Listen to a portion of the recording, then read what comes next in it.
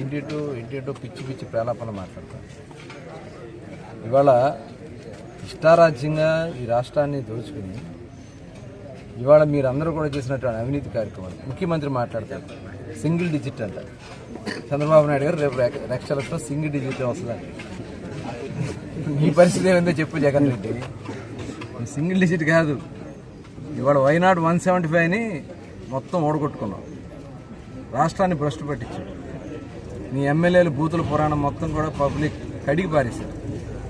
ఈ బందర్లో ఉన్నటువంటి చెత్త సన్నాసి ఏంటో చూపించారు. ఇంకా సిగ్గు రాకుండా శాస్త్రి గారు కొంచెం ఏదో మాట్లాడుతూ ఉంటే అన్నీ అనుకున్నారా? పేరు మీకు ఇంకా బుద్ధి రాలేదా? మీకు జ్ఞానం లేదా? ఈ రాష్ట్రంలో మీరు చేసినటువంటి అరాచకాలు తట్టుకోలేక 95% మ్యాండేట్ ఇచ్చారు ప్రజలు.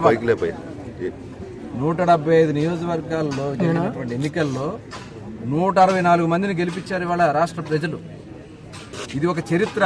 ప్రపంచంలో ఉన్నటువంటి డెమోక్రటిక్ కానీ ఏ ఎన్నికల్లో కానీ 95% మ్యాండేట్ ఇచ్చినటువంటి పరిస్థితులు ఒక ఆంధ్ర రాష్ట్రంలో వచ్చిందంటే మీలాంటి దుర్మార్గమైనటువంటి పాలన ఎలా ఉందనే దానికి ఇది ఒక నిదర్శనం. మీరు ఇష్టారాజ్యంగా పార్టీ ఆఫీసులు అని చెప్పేసి, లేకపోతే మీరు దోచుకున్నారు కదా స్థలాలు, మీరు కొనుక్కున్నారు కదా, కబ్జాలు చేసుకున్నారు కదా, మీరు కొనుక్కున్న భూములు కట్టుకోవచ్చు కదా పార్టీ ఆఫీస్.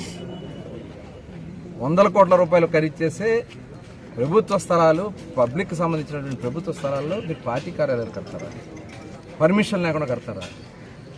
ఇవాళ ప్రజా అవసరాల కోసం ఉపయోగించాల్సినటువంటి భూముల్ని మీరు మీ స్వార్థాల కోసం వాడుకుంటారా? ఎక్కడి నుంచి వచ్చింది? నీ ఇల్లు కట్టుకున్నావు, కాంట్రాక్టర్ చేత కట్టించుకున్నావు 6 కోట్లు పెట్టి. 6 కోట్లు కాంట్రాక్టర్తో కట్టించుకున్నాడు ఇల్లు. ఈయన మాట్లాడేది సిగ్గుందా? నీకు అసలు మాట్లాడతాక సిగ్గుందా? మొత్తం నీ చిట్టా తీస్తాం బయటికి, డోంట్ వరీ, మొత్తం ఉంది.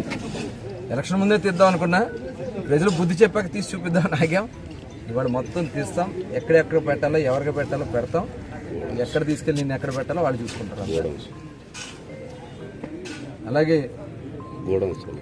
అక్రమ గోడౌన్స్ కట్టుకున్నాం. మట్టి దానికి నామ్స్ ప్రకారం ఎక్కడ లేవు. ఆ నామ్స్ ఎక్కడ మెయింటైన్ చేయాలి? ఒక ఎఫ్సీఐ గోడౌన్ కట్టాలంటే దానికి కావాల్సినటువంటి చుట్టూ ఏర్పడాల్సినటువంటి నామ్స్ ఉంటాయి. ఆ నామ్స్ ఏమి ఫాలో అప్ కాలా, డబ్బులు చేసుకోవాలని చూస్తారు, ప్రజలు చూస్తున్నారు. ఖచ్చితంగా దానికి డిపార్ట్మెంట్ అవి ఉన్నాయి, వాళ్ళు ఎలా చేయాలో అలా చేస్తారు.